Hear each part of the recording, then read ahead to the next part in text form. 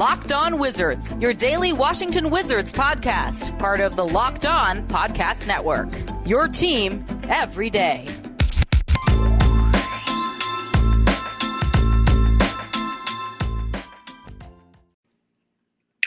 And what's good, Washington Wizards fans? Welcome to the Locked On Wizards podcast. This is your host, Ed Oliver. You can follow the Locked On Wizards on Twitter at Locked On Wizards. You can follow me on Twitter at EDTOOFLATT. Make sure you guys subscribe to the Locked On Wizards on wherever you can get a podcast. And also, we are on YouTube now.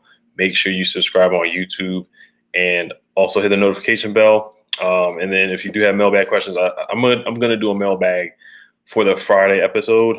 Some people already commented on YouTube. Thank you guys for that. Thank you guys for the interaction on YouTube. I appreciate it.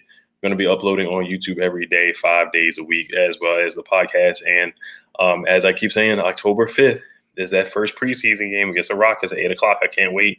October 20th, first game of the season against the Raptors at 7:30. Just giving you guys that heads up every single day. So today was training camp day 2. Before we do get into training camp, this episode is brought to you by Rock Auto. Amazing selection, reliably low prices, all the parts your car will ever need. Visit rockauto.com and tell them Locked On sent you. So today was training camp day number 2. Today with the episode, we're going to read and react again, just talk about some comments from Wes Unseld Jr.'s press conference. Talked about switching, which the Wizards did a lot of that last year. They're not going to switch, so I do want to talk about that a little bit. And then also Montrezl Harrell had a press conference today, and Spencer Dinwiddie had a press conference as well. And then I think we're going to end talking about some training camp battles, just some guys some positions I see, because there's a lot of competition on this roster, a lot of guys fighting for minutes. You know, I've already talked a lot about who's going to start. So we're just talking about some training camp battles that I want to get to. So we'll talk about that. But let's start with Wes Unseld Jr.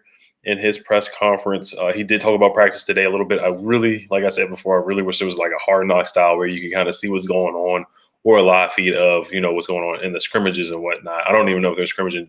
They have scrimmages because yesterday they said it was 80%, 20% defense, which is a culture change for the Washington Wizards, as last year Bradley Beal said we could not guard a parked car. So it's a culture change.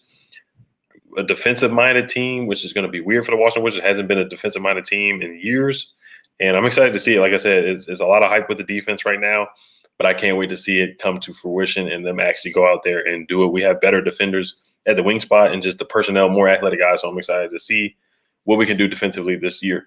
Wes Unseld Jr. said today was more, let's get up and down and try to apply some of the things we worked on yesterday. He was quoted to say, regardless of what you're doing, is how you're doing it. Wes Unseld Jr. on answering a question about the decision not to switch as much. So it will be interesting. You know, last year we switched a lot. We had, you know, and it showed in the playing game against Jason Tatum. It showed against bigger wings, bigger guards with that 3-guard lineup. We just got destroyed, you know, guarding Jason Tatum, guarding the Jaylen Browns of the world. Guys who were 6'5" or 6'6" or taller, you know, putting a Raul Neto or Raul Neto on them, or Ish Smith, or even Bradley Beal. It was just Tobias Harris in the playoffs. It was just a mismatch after mismatch after mismatch, and the depth that we just did not have at that wing position is drastically changed. You know, you can even if we do switch, I think it will be better this year. If you're switching from KCP to Kuzma, that's a lot better from switching from Raul to Ish Smith on a 6'7", 6'8", 6'9" wing player that can shoot over them continuously. But we're not going to switch. We're going to fight through screens. We're going to get down in a stance, and I love to hear that from Wes Unseld Jr. instead of, you know, switching to Robin Lopez last year on a small guard so he can get cooked by the point guard, you know, a shifty point guard, just blow by Robin Lopez or blow by Thomas Bryant. We're not going to do that anymore. We're going to fight through screens and communicate. Wes Unseld Jr. also says beyond a mentality, it's also just a focus on needing to rebound better. So that's an interesting quote, because we were a good rebounding team. Of course, you know, Russell Westbrook averaged 10 rebounds per game, was the leading guard in rebounds. I mean, it was incredible. We already know the story about Russell Westbrook, how much tenacity he puts towards rebounding, offensive rebounding. The guy is just an incredible rebounder. So that is a loss for sure in the rebounding department. But as a team collectively, I think we can Definitely rebound the ball well. Like I said, we have more athletic wings. Daniel Gafford's a great rebounder. Montrezl Harrell has had a couple doubles as well. So it just comes down to that mentality, just boxing out. I think we can still be a great rebounding team. Bradley Beal is a solid rebounder as well. Spencer Dinwiddie is a good rebounder. So we have some guys who are some tough guys and some go-getters who are good at boxing out and ready to go get the basketball. Then Wes Unseld Jr., he goes on to talk about the flexibility the roster allows them to play a lot of concepts more so than players having to fit into a certain spot. He also talked about Isaiah Todd. Isaiah Todd's been a little quiet. I haven't heard much about him. He said he responded well, has shown good moments, and then there's teaching moments on Isaiah Todd. And then he also talked about Montrezl Harrell. He said it's welcome sometimes the gym is quiet, talking about Montrezl Harrell being vocal on the court. So Montrezl Harrell, he's going to be one of those leaders this year. He's going to be one of those vocal leaders. I mean, he was a guy who was on a championship caliber team in the Lakers last year, and he's just a junkyard dog. I do also like the quote from Wes Unseld Jr. saying that Spencer Dinwiddie is a very good playmaker, a very cerebral player. He looked great today. The whole practice, there are very few, if any, limitations. So that's good news on Spencer Dinwiddie. We want him to be 100% healthy coming off that ACL injury, and he's going to be our point guard. He's going to be our floor general. So I'm excited to see what Spencer Dinwiddie can do for the Washington Wizards this year. So I do want to move on to Montrezl Harrell's press conference and talk about what he said today. Then I do want to talk about what Spencer Dinwiddie also said today. But before we do get into that, this episode is brought to you by Sweat Block. It's doctor created, doctor recommended. Works for up to 7 days per use, and dry shirt guarantee. It is still warm in the DC, Maryland, Virginia area. So you definitely need the Sweat Block. And it's still wedding season. Like I said, you got your suit on, you got your tuxedo on. You don't want to have that pit stain. Sweat Block is a stain defender, featured and tested on the Rachel Ray Show by firefighters. Bestseller on Amazon for the past 10 years. Over 13,000 reviews, manufactured in the USA as well. It's your little secret of confidence. There is a must-have for everyone's toiletry bag. Whether it's a big presentation or a hot date, everyone can benefit. Featured on the Rachel Ray Show once again. The promo code is locked on. Get it today for 20% off at sweatblock.com with promo code locked on, or at Amazon and CVS. This episode is also brought to you by Rock Auto. With the ever-increasing numbers of makes and models, it's now impossible for your local chain auto parts store to stock all the parts you need. Why endure often pointless or seemingly intimidating questioning as your Odyssey and LX or EX? And wait while the person behind the counter orders the parts on their computer, choosing the only brand their warehouse happens to carry. Your computers with access to rockauto.com at home and in your pocket. Save time and money using Rock Auto. They have everything you could need: brake parts, tail lamps, motor oil, and even new carpet. Go explore their easy-to-use website today to find the solution to your auto part needs. Go to rockauto.com right now and you see all the parts available for your car or truck, right locked on in there. How did you hear about us box, so they know we sent you. Amazing selection, reliably low prices, all the parts your car will ever need from rockauto.com. So let's get to Montrezl Harrell, but I do want to talk. I do want to get to Spencer Dinwiddie's quotes as well today. He had some very interesting quotes, and I think he is going to be Bradley Beal is the engine to the car. Bradley Beal is the head of the snake, as Montrezl Harrell said. He's the leader of this team. Tommy Shepard last week praised Bradley Beal again, saying that he's the temperature of the team, the thermostat of the team. But I think Spencer Dinwiddie is going to be very close to Bradley Beal as a leader on the floor. You listen to the way Spencer Dinwiddie talks and how insightful he is. He'll talk you through a play like he's the quarterback of the team. And I love hearing that from Spencer Dinwiddie. And I love how Wes Unseld Jr. has already praised Spencer Dinwiddie, saying he's a great playmaker, a very cerebral player. And he looked great today. No limitations from Spencer Dinwiddie. So I'm expecting a very good year from Spencer Dinwiddie. He was great with the Nets when he was given the keys to the car, averaged 20 points and 7 assists a game.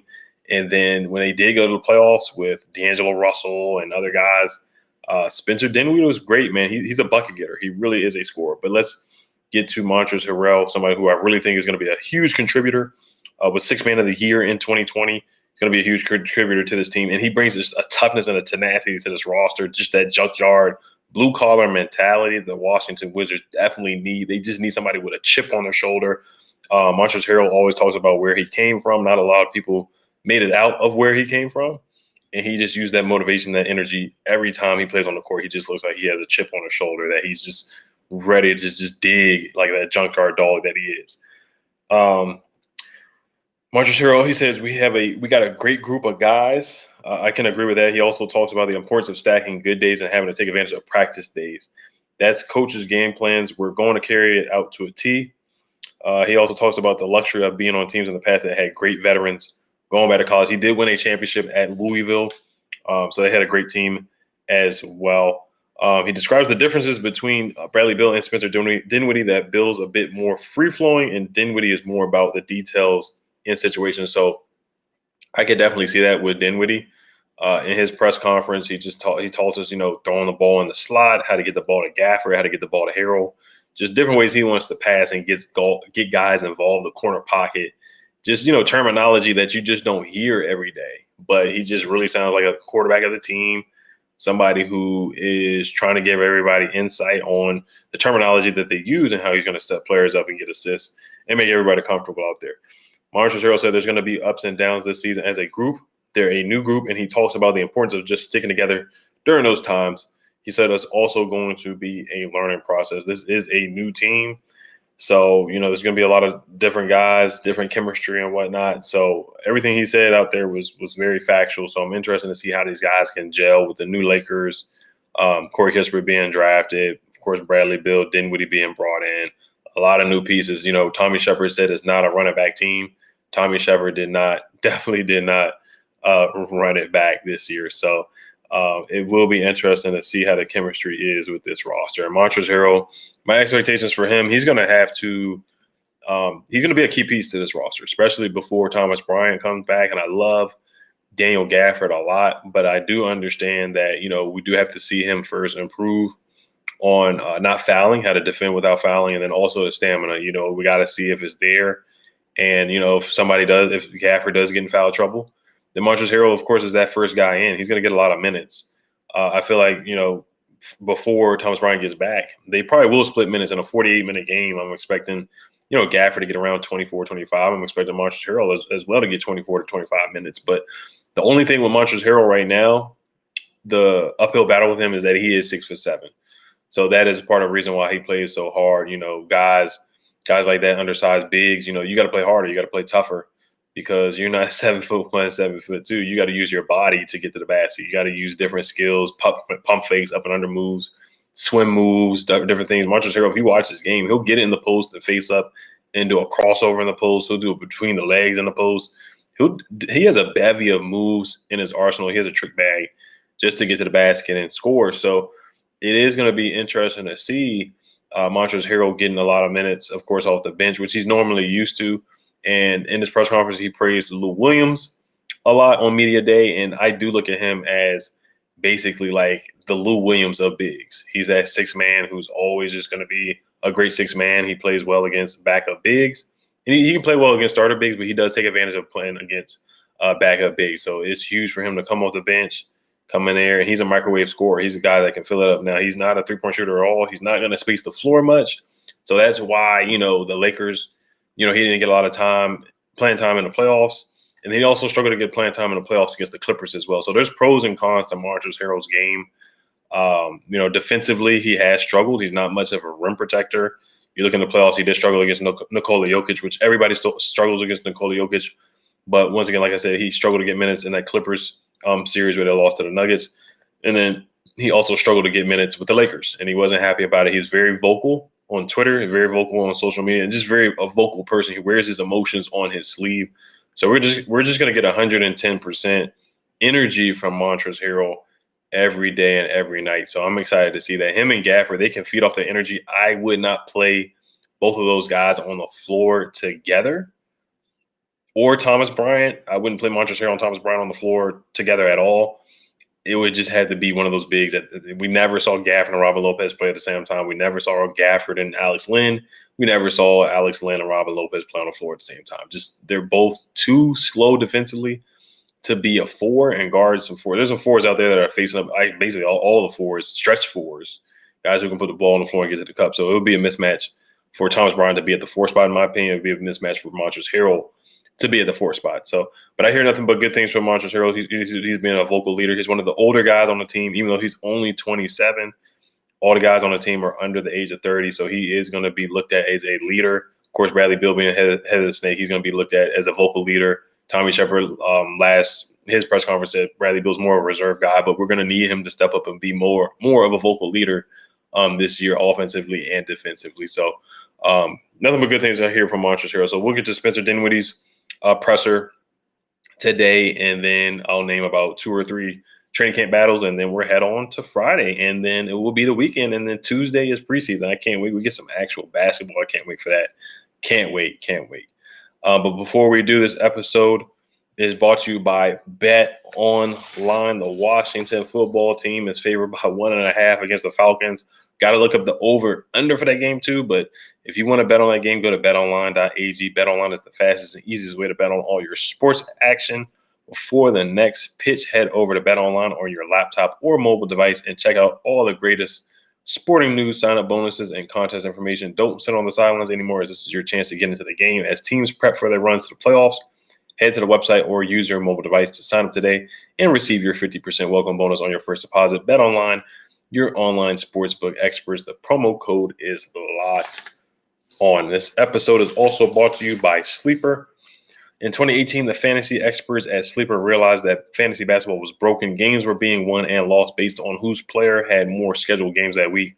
It made no sense and required very little strategy. So in 2020, Sleeper released a brand new way of playing fantasy basketball. It's called Game Pick, and it's only available on Sleeper. It's Game Pick owners pick a single game per week for each starter to count toward their team's total score, ensuring an even number of games played between opponents.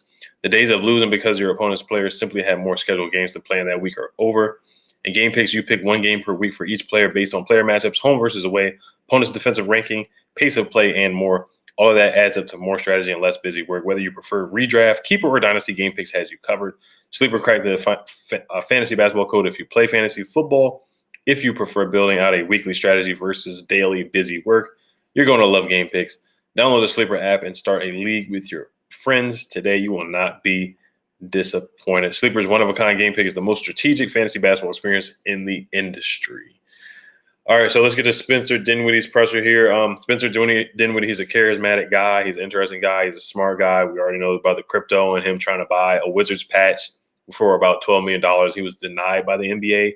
But all that aside, like I said, I think he's going to be a quarterback of the offense for the Washington Wizards. Of course, Bradley Beal is going to be our main scorer. He's going to get the ball the most out of everybody. But Spencer Dinwiddie being our point guard and our floor general, I'm expecting big things from Spencer Dinwiddie, just scoring his craftiness. I can't wait to see it. All right, so he says a lot of our style promotes defensive rotations, flying around, ball movement on the offensive end. Talking about ball movement, we didn't move the ball last year. It was a lot of isolation, a lot of Robin Lopez hook shot. Russell Westbrook go to the basket, and Bradley Beal go to this basket. They were double teamed a lot, triple teamed a lot. Kick it out. We didn't have shooters. We didn't shoot the ball well. Davis Bertans was one of the only 40 shooters over 37% last year from the three-point line. So we just didn't have a lot of great shooters. We didn't shoot threes a lot either. We were one of the bottom teams in three-point attempts per game. So I thought we improved with the depth from shooters. KCP is a 40% shooter. Davis Bertans 39% last year. Even Aaron Holiday 37% from the three. Kyle Kuzma 36% from the three. So all around ball movement and spacing is going to help on both sides of the floor. The best part was there was a lot of carry over today. Spencer Dinwiddie talking about practice. So practice has been good. 80-20 defensively. Spencer Dinwiddie says guys coming into camp in shape and ready to go has helped them get off to a good start. Spencer Dinwiddie says he can always get possessions for himself, but he views the point guard position as one that should make things easier for their teammates. Like I said, him and Daniel Gafford on that pick and roll, him and Montrezl Harrell on the pick and roll. He was really good with DeAndre Jordan, really good with Jared Allen on the pick and roll as well. So I expect the same thing to happen with Daniel Gafford as well. So Spencer Dinwiddie says, I think the accountability aspect of things, I think that's important with a young group. Effort isn't something that needs to be coached. So yeah, they're still young, but they got some guys who have some championship pedigree and some guys that have been in the league for this is year 10 for Bradley Beal. It's crazy. I mean, 28, came in the league when he was 19 or 18. Year 10 for the guy. I mean, wow, he's been in the league for a long time. Haircut Bradley Beal. When Bradley Beal had a haircut, I just remember those days in Chicago. We beat the Chicago Bulls in the first round. A young John Wall, a young Bradley Beal, clean shaven. So yeah, Bradley Beal's been in the league for a while. He has been in the league for a long time. Spencer Dinwiddie says, we have a lot of guys with high basketball IQ. He says, it's going to be fun not having too much predictability in what we do. So, yeah, the Wizards are a wild card team. They are a sleeper team, in my opinion. You know, I think the ceiling for the Wizards right now is the 6th seed. I think the floor is the 11th seed. So they could finish anywhere in between there. You saw a team like the Knicks finish as the 4th seed. So you just never know if these guys do buy in defensively and lock in defensively. Bradley Beal becomes a great defender or a solid defender or a mid-level defender. Spencer Dinwiddie plays like he did in 2020. Sky's the limit. Kyle Kuzma plays well. Rui comes back and plays well. He's supposed to come back in a week or so from what I'm hearing. Everybody takes a leap. Best case scenario, I say 4th seed. But like I really feel like the ceiling is 6 for me right now. Dinwiddie references that 2018-2019 Nets team he was on as a team that had great chemistry. Says good teams had quality. They had some go-getters on it. They had some guards that were able, Karis LeVert. They had some guards that were some go-getters. And I feel like Spencer Dinwiddie and Bradley Beal, both of these guys are go-getters that can score and take turns scoring, take turns shooting jumpers, take turns getting to the basket, taking turns, getting some free throws, creating contact, and scoring around the rim. Spencer Dinwiddie makes some fun here. He says Kyle Kuzma likes to talk, but boy, that boy can't guard me. My goodness, I'm 8 months removed from surgery. That's the best shot you got. Talking to trash with Kyle Kuzma. So that was just some funny stuff from Spencer Dinwiddie, going back and forth with Kyle Kuzma. So the big nuggets right here. This is very important. He says, I want to improve the Wizards' right for betting on me, especially coming off this injury. So yeah, the ACL injury coming back. He wants to prove the Washington Wizards right for giving him that 3-year, $62 million contract with the $1 championship bonus. He wants to prove the Washington Wizards right for that. And I think he will. Spencer Dinwiddie reiterates that one of his goals this year is getting Bradley Beal to sign the supermax in DC. So Bradley Beal, once again, I talked about this yesterday. He is eligible to sign that 4-year, $181 million contract extension on October 1st. But it's really, actually, this is from Bobby Marks. He said it's 4 years, $187 million extension starting October 1st. He's going to be eligible to sign that. But you hear from Bradley Beal's press conference, it sounded like, he said that I have all year to make a decision. So what that indicates to me, this topic is going to be talked about basically every day until he signs that contract, or basically every day until the summertime in 2022. Is he going to sign the extension? Is he going to sign this supermax deal or this big mega deal for 5 years, $242 million? That's what he can do in the offseason next year. So like I said, you do the math. You want to bring out the Brinks truck. 5 years, $242 million. That's what I'm leaning towards with Bradley Beal. That's the decision I think he's going to make. We'll see what happens. And this is what Spencer Dinwiddie kind of is hinting at, but not even hinting at. He's basically just outright saying it. We want Bradley Beal. We want to help him sign this supermax deal. Bradley Beal wants to help Daniel Gafford get paid. You love it. You see the chemistry there. Everybody wants to help everybody get paid. Everybody eats. So it's interesting. And to make Bradley Beal sign that deal, we're going to have a good year. We're going to have to definitely make the playoffs. I think at least, if not make the second round, at least be very competitive. It cannot be a gentleman's sweep 4-1. It can't be a 4 or a sweep at all. It can't be that. It has to be competitive. If we do lose in the first round, it has to be, I say it has to go to a game 7 and show promise next year that we could improve, to show Bradley Beal, to convince Bradley Beal to stay in DC. Or, he might just say that contract and say, hey, man, I've been in the league for 10 years. It's time to get paid. It's time to get that 5-year, $242 million deal. I'm going to be the face of the franchise. I'm going to be the number one guy. I can, get this scoring or score 30 points a game. And I'm going to get 5 years, $242 million. And that's a lot of money, man. I'm telling you, Bradley Beal, he's going to get paid. Regardless, he's going to get paid. But, wow, that's a lot of money. So yeah, that's two interesting nuggets from Spencer Dinwiddie. So he had a very interesting press conference. But let's get to some training camp battles before we head out here. For me, it is Aaron Holiday versus Raul Neto. Who is going to be that backup point guard for Bradley Beal? But Spencer Dinwiddie, he did announce that KCP is going to start. Kentavious Caldwell-Pope is going to start at the 3 position, which I personally don't agree with. I'd rather see Kyle Kuzma start at the 3 and Rui be at the 4, because you could just have that length. Kuzma can shoot and space the floor. Rui became a better shooter at the end of the year. And I just like the length because last year I'm just scarred from the 3-guard lineup. I think I think they would play well off each other, Rui and Kuzma. I really think they would fit together, and I think they would play well with each other. And then also for the depth behind Bradley Beal, like I said before, Bradley Beal just hasn't had great shooting guards behind him. The Jody Meeks of the world, the Marcus Thorntons, no disrespect to those guys. Jerome Robinson, they tried that last year. Martell Webster, many moons ago, Martell Webster. Jordan McRae, Jordy McBuckets. He was a good backup for them. Thought he played pretty well. Even Jordan Crawford, he was okay off the bench. But I just think in recent years, Bradley Beal hasn't had a lot of depth from that shooting guard position. I think KCP would be great off the bench. Harrell would be the first the backup point guard to Spencer Dinwiddie for me. KCP, the backup 2. Denny would be the backup 3. Davies would be the backup 4. And then Harrell would be the backup 5 to Gafford. So, but if KCP is starting, that does kind of muffle things for me, in my opinion. Right now, then you would have the 2 small guards in there. First off the bench, it would probably be Aaron and Harrell, both off the bench. And then at the 3, it would be Denny, and then Harrell at the 5. And then it would be probably Davies at that 4. I'm sorry, it would be Kuzma at the 4. And then Davies would be the odd man out of the rotation. So it would be weird. You get a $16 million per year guy who is the 11th man on the rotation right there. So that would be kind of, it wouldn't work in my opinion. I'm not just, if Davies doesn't play well, he doesn't play well, then he should be the left man. I'm not just going to, players shouldn't get a whole bunch of minutes just because they're getting paid.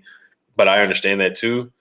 But I just feel like it would be better for Davies to get in and get that shooting rhythm. He talked about how he came in fluffier last year and, he wasn't in the best shape when he definitely could have been.